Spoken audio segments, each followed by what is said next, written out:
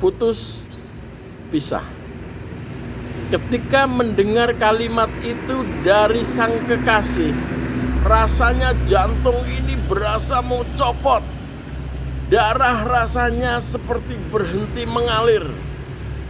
Walaupun sebenarnya kita sudah tahu hubungan kita dengan sang kekasih sudah mendekati hari-hari terakhir. Kalimat tadi adalah awal dari satu pengalaman perih yang menyedihkan, bahkan sangat menyakitkan. Walaupun perlu disadari, semua itu bukan karena kebetulan, karena putus cinta nyaris pernah dialami hampir semua orang di dunia. Dalam bahasa yang lebih luas, dalam arti kata yang lebih luas tentunya. Dalam bahasa Inggris, putus cinta atau patah hati itu bisa disebut dengan broken heart. Atau bahasanya Ahmad Dhani itu menyebutkan putus cinta itu dengan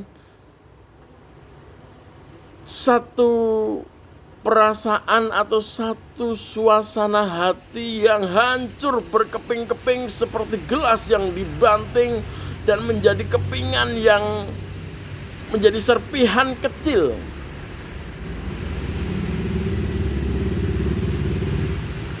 Dan dalam bahasanya Maya Estianty itu persis diejawantahkan dalam satu lagu, kalau nggak salah judulnya Serpihan Sesal. Di dalamnya yang ada hanya rasa sedih, rasa kesal, rasa kangen, rasa rindu, rasa marah, rasa benci, rasa bingung, rasa kaget, penyesalan, dan ribuan rasa yang bercampur aduk menjadi satu, yang membuat hati ini rasanya hancur sehingga perasaan ingin berlari sejauh-jauhnya. Banyak dari kita yang tidak menyadari tentang siklus dan dinamika putus cinta. Saking mereka merasa nyaman, mereka merasa happy dan saking bahagianya, banyak yang mengabaikan atau bahkan tidak memikirkan kemungkinan terburuk untuk putus atau kemungkinan terburuk untuk berpisah. Saat sedang bahagia dan saat sedang dimabuk cinta, kata perpisahan adalah suatu hal yang jauh dan bahkan tidak pernah tersentuh.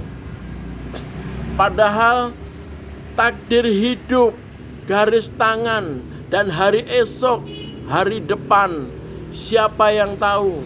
Siapa yang bisa menjamin?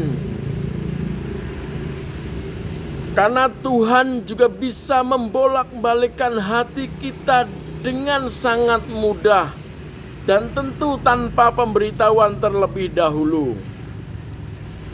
Hari ini saling cinta, besok bisa berubah saling benci. Meski kadang masih di luar logika penyebabnya, tapi kita harus siap. Jangan pernah berpikir bahwa kemungkinan putus itu sama sekali tidak ada. Pikiran semacam itu bisa membuat kita kehilangan arah. Jika sampai hal tersebut benar-benar terjadi pada kita. Dan itu sangat berbahaya. Ketika kita tidak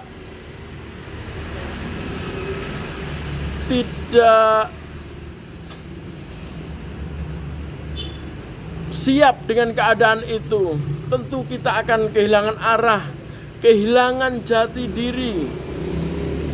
Karena itu kita harus tetap waspada agar kalau sampai perpisahan itu benar-benar terjadi, kita semua, kamu, kalian, saya, atau yang lain tidak ambruk menghadapi masalah ini.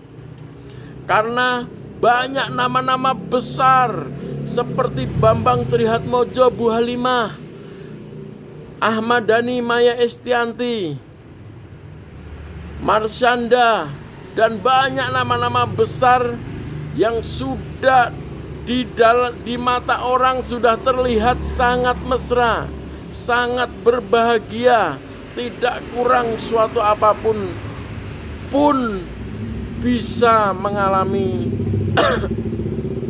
nasib semisal itu.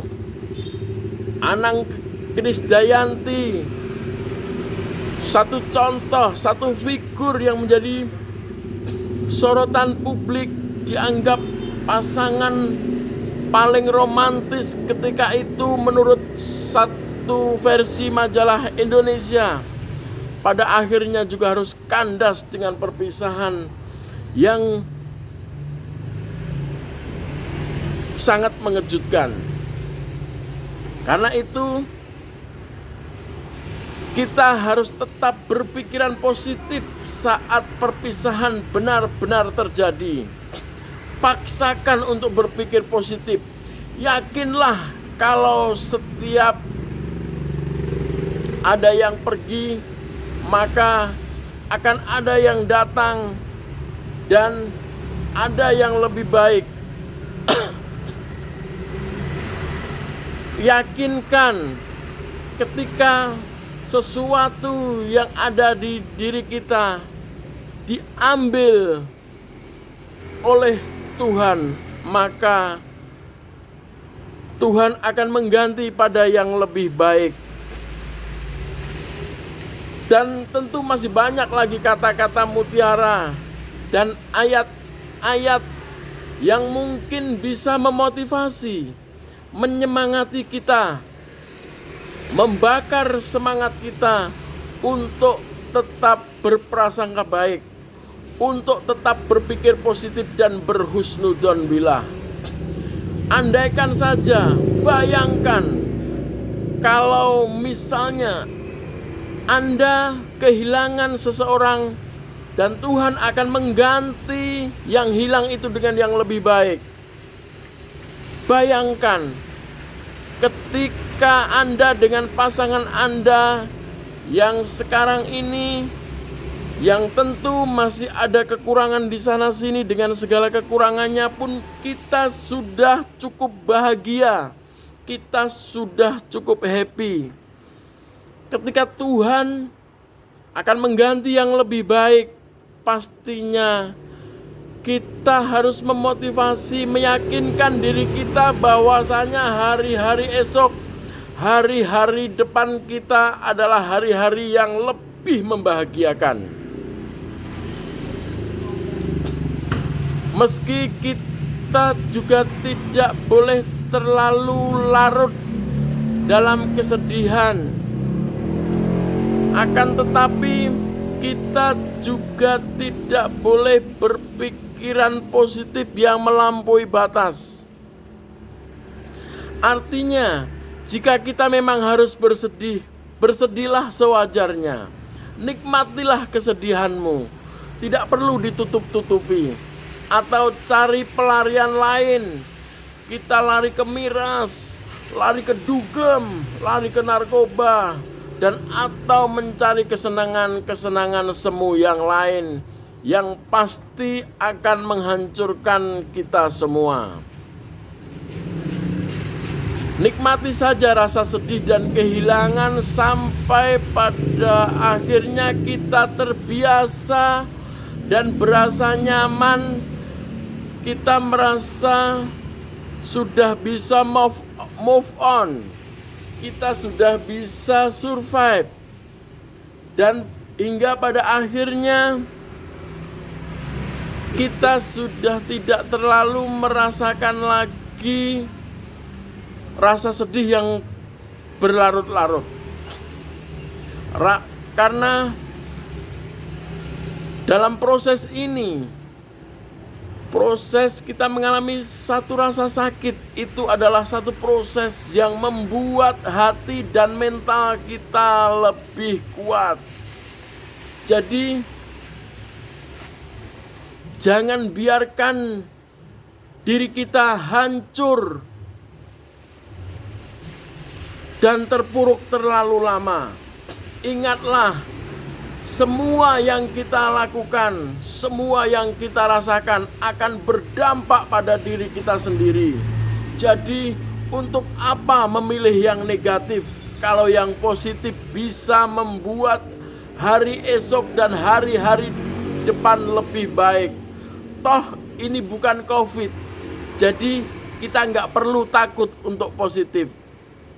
Jadi tetap semangat, positive thinking, itu saja.